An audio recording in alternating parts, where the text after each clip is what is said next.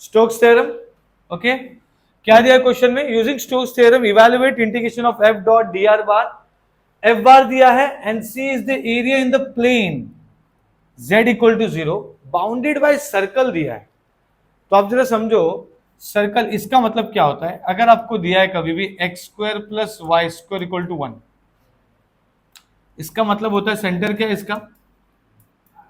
0,0 और 1 मतलब रेडियस क्या हो जाएगा? 1।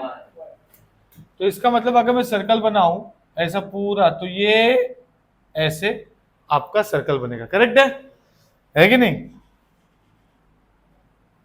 पूरा बन जाएगा। तो ये आपका क्या पॉइंट होगा? 1,0। ये कौन सा पॉइंट है? 0,1।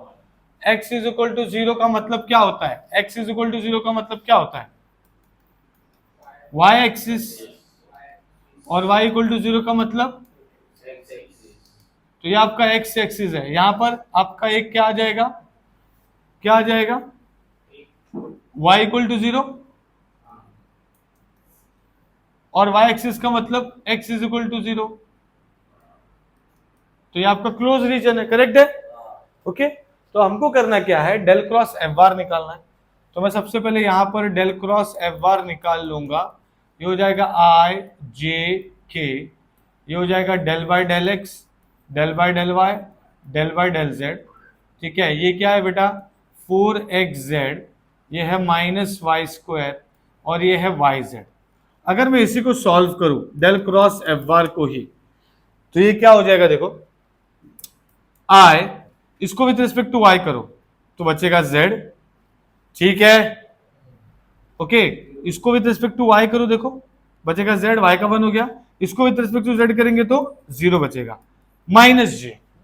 अब इसको भूल जाओ, इसको विथ रिस्पेक्ट टू x करो 0 और इसको विथ रिस्पेक्ट टू z करो तो माइनस 4x, क्योंकि z का 1 हो जाएगा।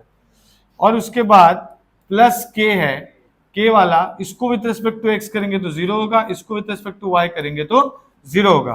तो डेल क्रॉस एफ बार आपको आ क्या रहा है?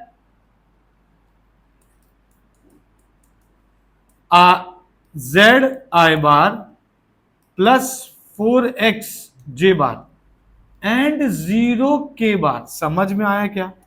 मतलब डेल क्रॉस एफ बार जो हमको आया है वो है जेड आई 4x जे, ये हमको डेल क्रॉस एफ बार आ गया। अब मुझे पता है, मैंने आपको कई बार कहा कि एन बार क्या होता है भाई? के बार। ठीक है, ds क्या है? dx dy, क्योंकि हम लोग उसको एरिया में कन्वर्ट कर रहे हैं। तो अगर मैं इसको भी सॉल्व करूं, ये वाले पार्ट को सॉल्व करूं, ठीक है, इस वाले पार्ट को सॉल्व करूं, तो integration F dot D are double integration ये के हो गया और डेल क्रॉस एफ बार क्या आया आपको? Z I plus 4xj। Correct है? और ds आया ना? अब मुझे बताओ k डॉट आई करेंगे तो क्या हो जाएगा? 0। k डॉट j करेंगे तो क्या हो जाएगा? 0। सो देयरफॉर हमको जो आंसर आया है वो है 0। तो ऐसा बहुत सारे केस होता है जहां पर आपको पूरा सब कुछ डिपेंड करता है डेल क्रॉस एफ बार पे। उसमें अगर k बार आया तब वो k वाला ही पार्ट लेगा, वैसे भी आर और जे का पार्ट नहीं लेगा। लेट्स से अगर यहां पर ऐसा होता कि यहां पर आता x के बार, तो क्या हो जाता? k डॉट k रह जाता, इधर x आ जाता। समझा कि नहीं? बाकी दोनों तो वैसे भी 0 होना ही है। समझ गया कि नहीं? एग्जैक्टली। तो ये ऐसे टाइप के सम्स आते हैं। अब आपको बहुत सारे टाइम पे ऐसे भी समझना है कि ये z इज इक्वल टू 0 का मतलब ये एक्स वाई एक्सिस पे ही काम कर रहा है, मतलब प्लेन पे ही काम कर रहा है, 3D को कंसिडर नहीं कर रहा है। समझ में आया? Exactly. Okay, so this is also done. This is also one of the important PYQ। तो इसका प्रैक्टिस करो। जितने भी सम्स में डाल रहा हूं यूट्यूब में, Gauss divergence theorem, Stokes theorem, Green's theorem, ये सब इंपॉर्टेंट सम है। ठीक है, please like and subscribe. Thank you so much.